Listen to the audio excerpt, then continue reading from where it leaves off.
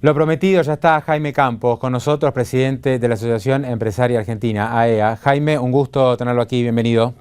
Primera visita, ¿no?, a los estudios de Infobae TV. Así es. Bueno, bárbaro. Jaime, un 2014 que arranca complicado, ¿no? Todo hace indicar que va a ser un año recesivo. Digamos, ¿cuál es el panorama general que ustedes están viendo en las empresas, ¿no? AEA agrupa muchas de las principales compañías de la Argentina. Sí, el tema, para nosotros el punto principal, que es un poco la gran incógnita, es, digamos, cuál va a ser la posición del gobierno frente a la inflación. Me parece que el dato positivo es que el gobierno, a través del nuevo índice, ha reconocido de alguna manera la existencia de inflación, aunque todavía se niega a decirlo abiertamente, pero claramente el índice de inflación de enero, sobre todo, ya fue bastante más cercano a la realidad. Y el tema es ahora qué políticas se van a hacer para atacar la inflación. Porque nosotros lo que percibimos claramente es que ahora ya sí la inflación, ya hace tiempo, pero ya ahora está confirmado que estamos en cifras de inflación extremadamente altas. Yo siempre recuerdo, digamos, y digo a la audiencia, ¿no? Es decir, en el mundo solo 7 países tienen el nivel de inflación de Argentina. Algunos más altos, tipo Venezuela. Pero son muy pocos los países en el mundo que tienen inflaciones de arriba del 20%, son 7, 8. Con el primer trimestre, que vamos a estar arriba del 10%, tenemos más inflación que toda América Latina, siempre dejando fuera a Venezuela. Absolutamente, absolutamente. Los países de al lado de nuestro. De todo el año estamos hablando, ¿no? O sea, sí, anual. Anual de América Latina. Sí, yo siempre digo, la inflación de Colombia es 1.7 anual. Claro. Paraguay es 3.7 anual. Chile es 3.5 o algo por el estilo. Así, estamos hablando de cifras que ahora son casi mensuales para nosotros. ¿Y no alcanza con tener el termómetro? O sea, ¿no alcanza con tener un índice de inflación creíble? Eso es fundamental, el índice. Nosotros ya lo habíamos venido diciendo, realmente todo el mundo, hay un gran consenso respecto de que lo fundamental con la inflación es primero saber realmente tener un índice lo más serio, lo más respetado posible. Ojalá, digamos, este primer paso se consolide firmemente y todos los analistas realmente se convenza de que el índice es un buen índice, que es verdadero y que refleja bien la realidad de lo que está pasando en materia de precios, ¿no? Eso en realidad es fundamental. Ahora, lo segundo es efectivamente tomar conciencia de que una vez que uno llega a estos niveles de inflación, la economía le va a ir mejor, a todos nos va a ir mejor, al país, al gobierno, por supuesto a los ciudadanos, si se hace un plan concreto de baja de inflación. Que puede ser un plan gradual, nadie está pensando en grandes shocks hoy en día, me parece que hay un consenso entre los analistas en general de que lo que se trata es de ir bajando la inflación gradualmente, pero en forma sistemática, claro, y con una hoja de ruta. A mí me parece que lo que está faltando es una hoja de ruta para que todo el mundo sepa, al menos aproximadamente, qué se espera, ¿no es cierto? Es decir, digamos, generalmente cuando se hace un plan de baja de inflación, y en Argentina tenemos muchas experiencias, hay distintos tipos de planes, pero la hoja de ruta dice, bueno, nosotros para fin de año esperamos tener una inflación de alrededor de esto, ¿no? Yo veo que todavía el gobierno eso no lo ha dado. Hoy la senadora Montero, que tuvo un enfrentamiento con Capitanich ayer, sí, por ahí temas menores, ¿no? Que si el gobierno es neoliberal o si ella va a la política, no importa, fue una discusión de temas menores, pero me decía Laura Montero hoy, Capitanich perdió una oportunidad de ir ante el Senado a hablar de inflación, porque terminó reconociendo que hay inflación, pero podría haber establecido ante los senadores un plan, o por lo menos esbozar qué es lo que se piensa hacer en materia inflacionaria. Yo creo que eso es muy importante. Eso me parece que es, digamos, fundamental. Me parece que todo el mundo está esperando un poco, bueno, cuál es, como digo, a mí la palabra plan, yo sé que al gobierno le genera mucha reticencia y digamos, la palabra está un poco gastada, pero a ver, una hoja de ruta, a ver, qué planes, qué ideas tenemos para, y qué políticas más que ideas, vamos a llevar adelante desde el gobierno para que la inflación realmente vaya bajando. Vamos a hacer un punto acá, hacemos una pequeña pausa y seguimos hablando de inflación, pero también de otras cuestiones con Jaime Campos, presidente de AEA. En un segundo. Bueno, continuamos dialogando con Jaime Campos, presidente de AEA. Estábamos hablando justamente de la inflación. Da la sensación, Jaime, que el gobierno tiene una postura muy particular en esto, casi tautológica, ¿no? En la reflexión que es, bueno, como los empresarios son los que fijan los precios, finalmente la inflación es culpa de los empresarios, ¿no? Entonces tenemos que evitar los abusos, ¿eh? La inflación es culpa del que fija precios, que es el comerciante o finalmente el empresario. O sea, el gobierno admite que hay inflación ahora, pero se corre. Dice, no, el problema es de los otros. Sí, bueno, por eso que a mí me parece que es una responsabilidad muy importante que nosotros hemos asumido, ¿no? Explicarle a la gente claramente ¿qué es esto de la inflación y por qué los empresarios no tienen absolutamente nada que ver? Aunque la gente puede decir, pero ¿cómo? Yo cuando voy y compro es un producto y atrás está una empresa, pero la razón es muy sencilla y hay que explicarla, ¿no es cierto? Es decir, todos sabemos que la inflación no es un aumento de un precio, de algún otro precio por allá, es un aumento generalizado de precios de toda la economía, ¿no es cierto? De los productos más variados, de todos los servicios que aumentan, no todos igual proporción, pero aumentan y eso da un índice, ¿no es cierto?, que es el índice de inflación. Entonces, uno se pregunta, ¿por qué pasa esto, no? Y la primera respuesta que me parece que hay que pensar, que ayuda a pensar es la siguiente. En el año entre 2004 y 2007, con el mismo gobierno, digamos, con el expresidente Kirchner como presidente, Argentina tuvo 4 años seguidos que inflación debajo del 10%. Estamos hablando de 2003, 2007. Años de alto crecimiento. De alto crecimiento. Uno dirán, era un rebote, lo que quiera, pero... No, pero fueron años... hay mucho crecimiento y baja inflación. Exactamente. Y eran los mismos empresarios, prácticamente, ¿no es cierto?, que los que tenemos hoy. Entonces uno dice, ¿qué pasa? Los empresarios antes actuaban de una manera, ahora son otros, cambiaron los empresarios, le pusieron otra. ¿No? ¿Qué pasó? ¿No? La segunda cosa que uno dice es, bueno, como comentábamos antes, ¿qué pasa? Que en todos los países que son parecidos a nosotros, los países latinoamericanos, en muchos casos inclusive países más pobres que nosotros, porque siempre se dice que la inflación de alguna manera está vinculada con la pobreza, que ayuda a la pobreza. No, al revés. En esos países tienen bajísima inflación. En la mayoría de estos países de la región, como digo, tienen inflaciones de 3, 4. Uno de los que más tiene es Uruguay. Y está muy preocupado porque está llegando al 10 anual. Y está muy preocupado con esto. Y es el que más tiene, insisto, siempre dejando fuera a Venezuela. Entonces, uno dice, ¿en esos países hay empresas privadas? Sí. En esos países hay en muchos casos las mismas empresas que operan en la Argentina. Es decir, por ejemplo, las multinacionales tienen filiales en Argentina, tienen filiales en Chile, en Brasil, en México, etcétera, etcétera, etcétera. Entonces, ¿qué pasa? La filial mexicana, ¿no es cierto?, de la empresa multinacional, el gerente es diferente que el gerente argentino, digamos, es obvio que hay condiciones macroeconómicas que hacen que en México, Colombia, etcétera, etcétera, la inflación sea muy baja, y condiciones macroeconómicas argentinas que hacen que la inflación argentina ¿Quién tiene la culpa entonces de que haya Bueno, inflación? lamentablemente a nosotros no nos gusta decir culpa, pero es muy claro que acá es un tema de política macroeconómica, ¿no es cierto? Es clarísimo. Es decir, digamos, además, yo creo que uno pregunta, no sé, a 1000 economistas y los 1000 van a decir que es política macroeconómica. Después habrá diferencias sobre las causas, sobre las verdaderas formas de solucionar el problema. Yo en el arranque mencionaba la cuestión del déficit fiscal, no como el déficit fiscal tiene que ser cubierto con emisión monetaria pura. Acá no hay otra manera porque no hay financiamiento. Es decir, si gasto más de lo que gano en mi casa, o pido un crédito, o me tengo que mudar, ¿no? El gobierno tiene la posibilidad de pedir un crédito y si no le dan crédito, de emitir. Cosa que no podemos hacer, no pueden hacer ni las provincias, ni las empresas, ni el público. Sí. No, a ver, usted lo sabe perfectamente bien. Es decir, la economía hoy esto ya está absolutamente conocida. Las razones, digamos, si uno quiere bajar la inflación, tiene que operar sobre la política monetaria, ¿cierto? Actualmente la maneja el Banco Central, la mayor o menor independencia, la política fiscal. Después, en un proceso de transición se puede hacer lo que se llama una política de ingresos para ayudar a que la transición hacia la baja de la inflación se haga con los menores conflictos posibles, ¿no? Evidentemente ayuda mucho también tener una inserción más plena en los mercados mundiales, porque cuando uno baja la inflación, ¿no es cierto?, si además uno tiene la posibilidad de acceder a la entrada de capitales, eso también ayuda a hacer el proceso más suave.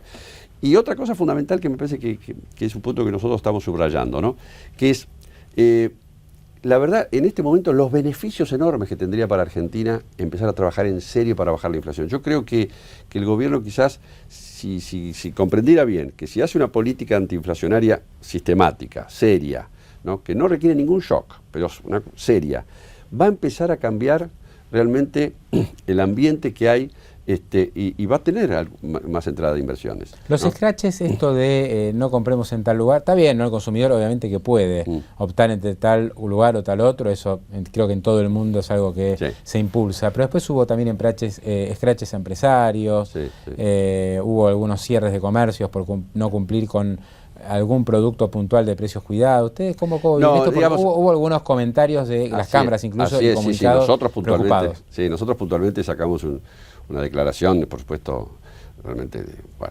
declarando que todo este tipo de scratches es una cosa totalmente, es absurda realmente, es de otras épocas, no tiene ningún sentido, ningún país civilizado se hacen estas cosas, ¿no es cierto? Además, me parece que el empresariado, lo que hay que fijarle reglas muy claras, ¿no es cierto?, del Estado. El Estado tiene que hacer cumplir la ley para todos y también para los empresarios, pero luego dejarlos en la mayor libertad posible para que operen, inviertan, ¿no es cierto?, contraten gente, ¿no?, expandan sus actividades, ¿no? Entonces, si uno lo que va a usar como política es amenazarlos, escracharlos, bueno, evidentemente así no va a generar un ambiente de inversión, ¿no es cierto? Y creo que en Argentina tenemos enormes posibilidades de crecimiento, pero esas enormes posibilidades están basadas en la inversión, claramente. Y viene ahora, nosotros en ese sentido realmente estamos optimistas para los próximos años, digamos, que incluye por supuesto un nuevo gobierno, porque vemos que realmente va a haber una fuerte atracción a la inversión privada, es decir, viene un periodo de fuerte inversión privada. ¿Cuándo va a pasar esto? Porque algunos dicen hay que adelantarse porque ya en el 2015 va a faltar muy poco para el cambio de gobierno, uno ya intuye que se va a ir hacia otro lado, y realmente uno habla con bancos en Argentina, con analistas de inversión, y dice, hay muchas preguntas, están viniendo muchos inversores, ahora están interesados por lo que pasa en Argentina, que hace un año no sonaban ni los teléfonos. Ahora hay un montón de conferencias, de hecho, internacionales que uno las cubre, hablando de Argentina. Antes, esto hace un año directamente no existía. O sea, hay un cambio. Pero me dice, por ahora nadie se anima por una moneda. Están todos muy a la expectativa. Estas cosas, obviamente, sí, hay un proceso, ¿no? Yo creo que además hay unas circunstancias que me parece que ayudan, ¿no? Aunque parezcan de otros niveles, ¿no? A mí me parece que lo del Papa es un elemento muy extraordinario. ¿Por qué? ¿No es cierto? No solo, por supuesto, la dimensión religiosa, obviamente, que es lo fundamental, sino porque si uno se pone a pensar hasta en inversores, gente que va a mirar los números bien fríamente, ¿no? Dice, este es un país que da lugar a un papa, ¿no? Es un país en el cual un papa de alguna manera, no digo que garantice, porque no ese es el rol de él de garantizarlo, pero va a contribuir a generar un ambiente de convivencia, ¿no es cierto? Porque el primero que quiere para todo el mundo la paz, pero si el papa es argentino, es natural que lo que él diga es, yo voy a hacer lo posible sin meterme en exceso porque no es mi rol, pero claramente va a trabajar para que en el país haya diálogo, para que haya paz, que haya convivencia, ¿no es cierto? Entonces, me parece que este es un factor importante, realmente creo que es importante. O sea que dentro de lo que uno menciona, ¿no? De acuerdo con Repsol, CIADI y INDEX, usted sumaría Papa argentino. Claramente, pero claramente. Yo diría, insisto, es un marco, ¿no? No le demos un rol que no le corresponde, pero me parece que enmarca al país en una situación distinta.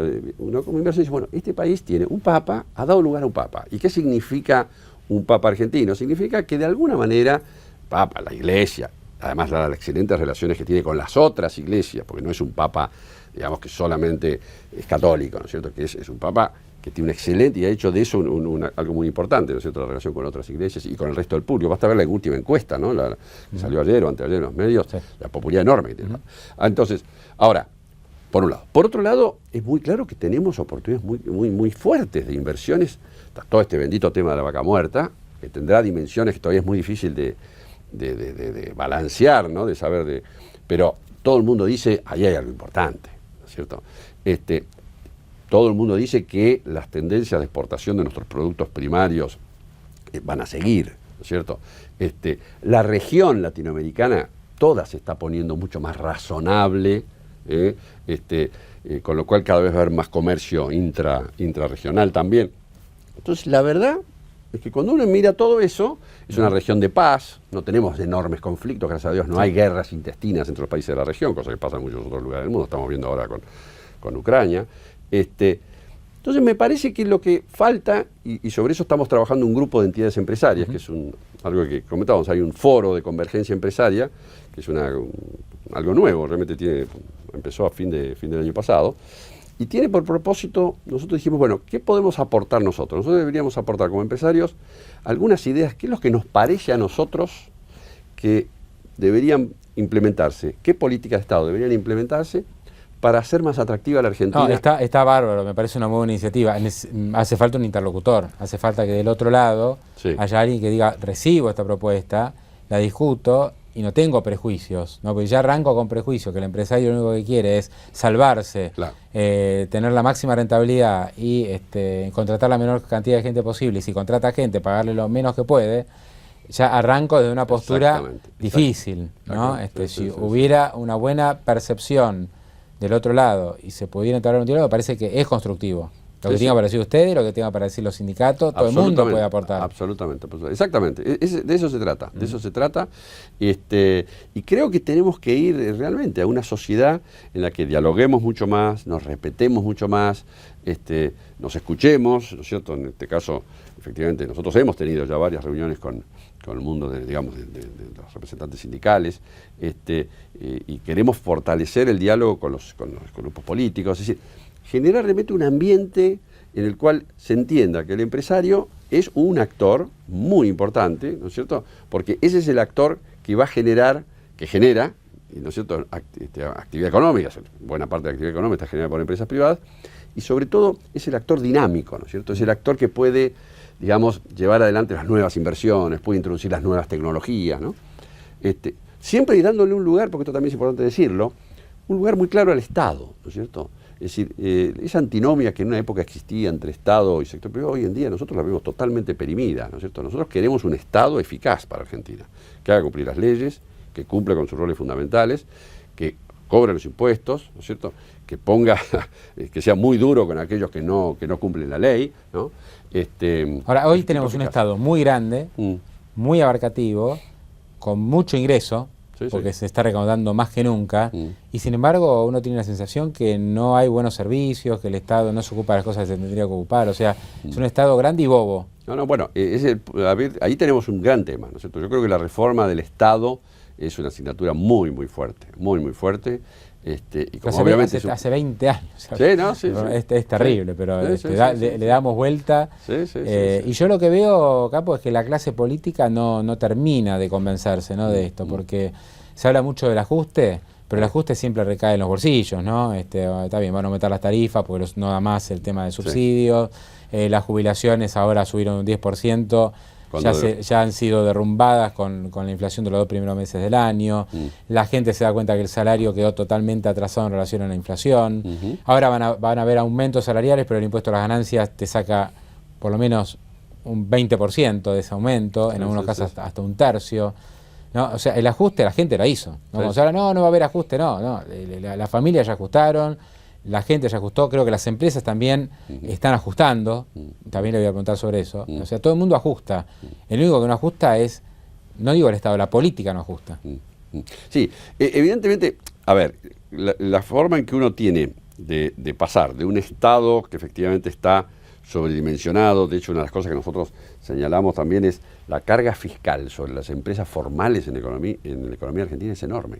Es decir, personas, es decir, los que pagamos impuestos, individuos, y las empresas formales y las que tienen todos sus trabajadores en blanco, etcétera, etcétera, tiene una carga fiscal enorme, porque uno dice, la carga fiscal total de la economía argentina es más o menos se habla de 37, 38 según por ciento sobre el Producto Bruto, pero es mucho más sobre los que realmente pagan los impuestos. Promedio. Algunos pagan 10 o 20 y otros pagan más de 50. Exactamente. Entonces, ese es un punto muy importante. Entonces, evidentemente, a nosotros nos parece que la forma de hacer este proceso, para llevarlo adelante, requiere necesariamente insertarse en los mercados internacionales de capitales, porque uno va a necesitar un proceso por el cual uno necesita inversiones, ¿no es cierto?, y entrada de capitales para enjuagar todo este proceso. O sea, este sería un punto, es un punto final de la política de desendeudamiento, no porque lo pidan ustedes, sino que creo que hasta el propio gobierno pero no, y no se trata tampoco, porque a veces se dice volver a endeudarse como si fuera a endeudarse para hacer fiestas, digamos, o para estamos hablando para dilapidar. Claro, estamos hablando de inversiones que tienen que ser pensadas para, por ejemplo, obviamente, el caso perfecto es, bueno, si vamos a traer inversiones para Vaca Muerta, eso tiene mucho sentido, ¿no es cierto?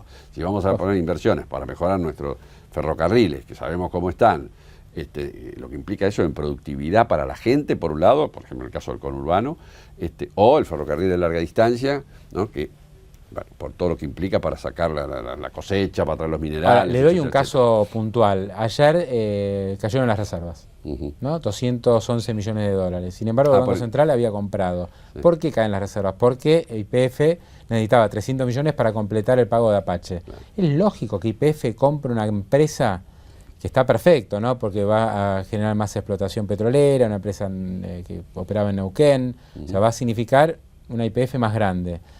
En diciembre habían pagado 500 millones con colocación de deuda. Ahora faltaban 300, le pidieron la plata al Banco Central. Está bien, con pesos, que habían hecho una colocación de deuda. No tiene sentido que YPF recurra a las reservas para pagar una empresa. Esto se tiene que hacer con financiamiento a mediano plazo, por lo menos. Absolutamente. ¿No? Y ese es uno de los grandes temas que bueno, yo sé que es una larga historia, no es fácil, ¿no es cierto?, pero que todos tenemos que contribuir a generar, que es, nosotros hablamos mucho los argentinos y tenemos una historia que en algunos aspectos muy, a ver, da mucho orgullo, que es esta cosa de la autonomía, ¿no es cierto?, que siempre hemos tenido, la soberanía, ¿no? Es decir, tenemos esa cosa de Mayo, ¿no? Es decir, nosotros fuimos los primeros que nos rebelamos contra el colonizador. La verdad que cuando uno lee la historia y ve lo que fue la gesta de la independencia latinoamericana, se da cuenta que lo que hicimos, de alguna manera, los argentinos, podemos decir, tenemos un gran orgullo, porque empezamos, y en un momento estábamos solos contra el mundo, digamos.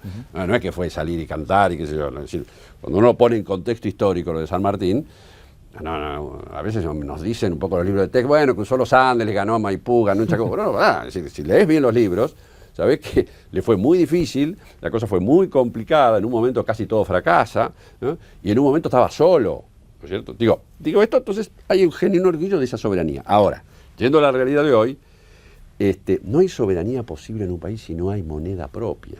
Es decir, digamos, no puede ser que nosotros no tengamos moneda, ¿no?, a todos los efectos prácticos. Tenemos una moneda que son los pesos para transacciones corrientes. Una moneda, claro, una moneda, una unidad de cambio, pero no una unidad de ahorro, que es lo que define también. Exactamente, ¿no? Si no se puede ahorrar, no es moneda, claro, por definición. Claro. Entonces se enoja con el tema del dólar. Pero ¿qué otra cosa quiere que la gente haga si no hay moneda doméstica, ¿no? Entonces, tenemos que volver a bajar la inflación para poder tener una moneda doméstica que nos permita generar financiamiento de mediano y largo plazo. Aparte, Campos, acá no hay una cuestión, está bien, es un problema estructural la inflación en Argentina, pero no es que la gente sí o sí, porque tiene una negación mental, va al dólar. Porque cuando no hubo inflación y cuando estuvieron las condiciones, la gente perfectamente ahorra en pesos, siempre y cuando ese ahorro mantenga un poder adquisitivo. Absolutamente. Porque si a mí me vas a ahorrar en pesos y al 15%, la inflación es 35%, bueno, no hace falta ser un matemático para darse cuenta que no sirve para nada ese ahorro, ¿no? Sí, absolutamente. No, y más aún, había pasado algo interesante digamos, cualquiera sea la evaluación que uno tenga sobre la convertibilidad, pero ¿qué había pasado? Como había sido casi 10 años, ¿no es cierto?, de punta a punta, mucha gente, sobre todo gente joven, y gente no tan joven, se había empezado a olvidar lo que era la inflación. Entonces, inclusive los primeros años de Kirchner, ¿no es cierto?, yo veo, y se ven los números, la gente estaba dispuesta a quedarse en pesos, ¿no? Porque no, bueno, sabía que la inflación era un poco más alta que por ahí lo que uno esperaría, pero todavía era niveles manejables, ¿no? Si cuando la inflación está por debajo del 10%, bueno, anual, está manejable. Y eso lamentablemente se ha perdido, eso es una pérdida importante, porque uno lo ve en gente joven, me da mucha tristeza, y los jóvenes que de nuevo están con esta cosa que estábamos nosotros tiempo atrás, bueno, yo lo noto bastante más joven. En mis hijos todavía no preadolescentes, preocupados por los precios todo el tiempo. Claro. O sea, papá, me fui a comprar una milanesa al colegio, valía 20 a fin de año, ahora me pidieron 30. Claro. ¿No? O necesitaba con 50 pesos, tenía para 2 días de vianda, ahora apenas tira para un día, ¿no? Ya se dan cuenta rápidamente, ya incorporan la gimnasia inflacionaria. Eso es terrible. Eso es Campos, para ir cerrando, ¿no? Por favor. Se adoptaron algunas medidas en el verano de urgencia, en medio de una corrida cambiaria, hubo aumento del dólar, una devaluación que sinceró por lo menos en parte el atraso cambiario, aumentaron fuertemente las tasas de interés para combatir justamente esa corrida, pero claro, la economía real se está resintiendo. ¿Qué olfatean ustedes ya de lo que está sucediendo en este primer trimestre y lo que se avecina en los próximos meses? Sí, la sensación que tenemos efectivamente es que ante una situación que realmente se la veía muy compleja, digamos, hubo la reacción del gobierno de tomar algunas medidas para frenar esa situación tan difícil en la que estábamos, ¿no? Y eso ha dado cierta tranquilidad momentánea. Nosotros vemos efectivamente que este va a ser un año muy bravo, porque evidentemente va a haber una caída de la demanda, ¿no? No sabemos todavía, por supuesto, la envergadura, pero va a haber una cierta caída de demanda. Y por lo tanto, imaginamos que la actividad económica sí se va a resentir. No nos animamos a decir, no tenemos muy claro realmente qué envergadura va a tener esto, ¿no?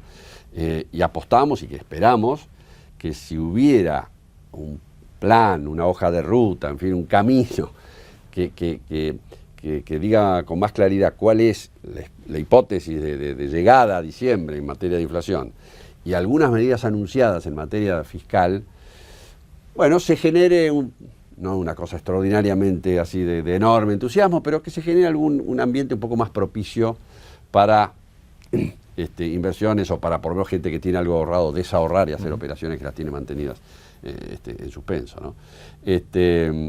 Pero me parece que va a ser un año complejo y me parece que la gran asignatura ahora que tenemos es de trabajar en lo que queda de este año y por supuesto el año que viene muy seriamente en esto que nosotros llamamos estas políticas de Estado. A ver si podemos llegar a consensos fundamentales en la sociedad, con todos los partidos, al menos con los partidos principales, a ver si podemos acordar de nuevo una orientación, ¿no?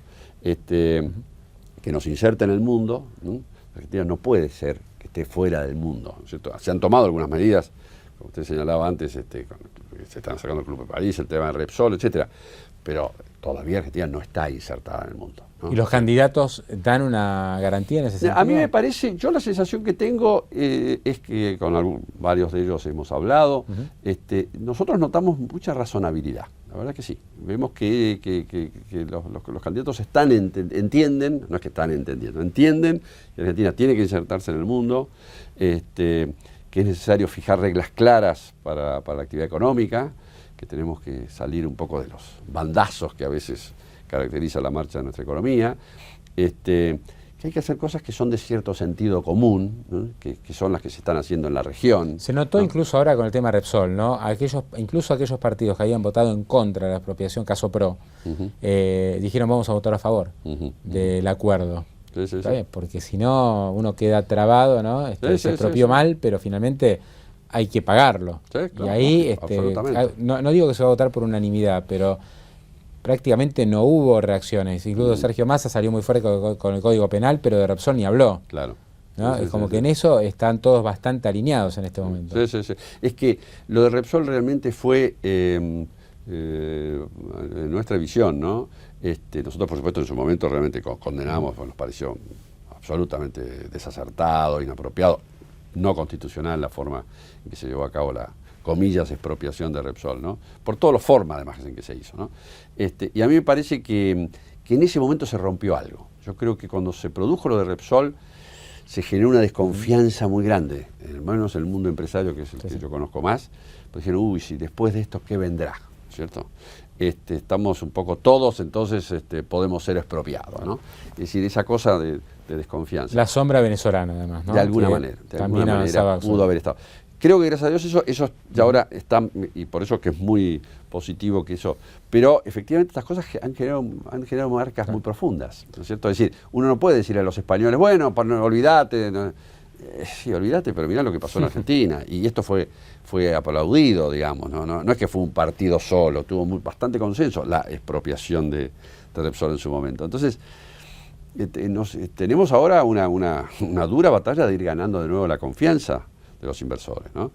Además, un país con España, con el que tenemos la tradición, las relaciones obvias que tenemos, ¿no?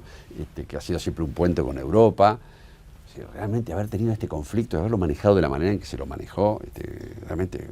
Campos, ¿los salarios van a ser la variable de ajuste? Hablando de paritarias, es decir, hay que bajarle, hay que, digamos, negociar con los asalariados para... que pidan lo menos posible para que las empresas puedan mantenerse a flote en un año de menor demanda? Yo obviamente puedo hablar del mundo de los, digamos, del salarial y en términos de la relación del sector privado, ¿no? Dejo aparte del sector público, además estos días todavía está el conflicto docente, es decir, todo ese tema de los salarios de los empleados públicos, eso va por otro andarivel. En el sector privado, lo que yo veo es, por una parte, me parece que hay conciencia, tanto entre los sindicatos como en los empresarios, de que realmente el salario real tuvo una recuperación muy importante en los últimos años, ¿no? Y por otro lado, yo diría que en general, me animaría a decir que casi sin excepción los empresarios y los sindicalistas, por supuesto, dicen, y bueno que así haya sido, ¿no? Es decir, digamos, nosotros tenemos que acostumbrarnos a un país, Argentina siempre va a ser un país de salarios relativos, respecto sobre todo a la red de América Latina, altos, ¿no? Entonces, en ese sentido, me parece que se ha alcanzado, no digo en todos los casos, pero el salario real del sector privado, estoy hablando, sobre todo, hablo del sector privado formal, sí, ¿no? Sí, sí. Que es el que negocia las convenciones, me parece que se llegó a un nivel importante y tiene que, por supuesto, siempre hay que tratar de que mejore. La diferencia me parece que este año es que como estamos luego, digamos, en un año que es el fin de un largo periodo de altísima inflación, en los últimos años he tenido como mínimo 20-25% de inflación, creo que todos, pero la verdad que lo que yo percibo es que también de parte de los sindicatos hay una conciencia de decir, bueno, a ver, paremos un poco la pelota, no juguemos a ver quién hace aumentos más estrambóticos, tratemos de hacer un aumento que realmente preserve el salario real y empecemos realmente cada vez más a trabajar en términos de productividad, ¿no es cierto? Que es en el fondo la base, ¿no es cierto? No hay salario real, verdadero, si no es con aumento de la productividad. Es decir, uno puede tener un salario de un año real.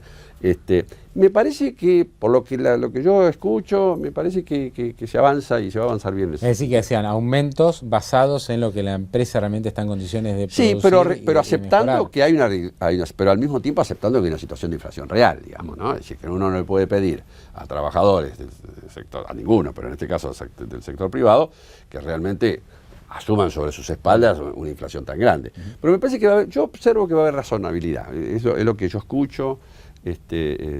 Todavía es temprano decirlo, ¿no? Pero me da la impresión de que va a haber un camino razonable. Jaime Campos, presidente de AEA, un gran gusto haberlo tenido aquí. Muchas gracias a ustedes por invitarme.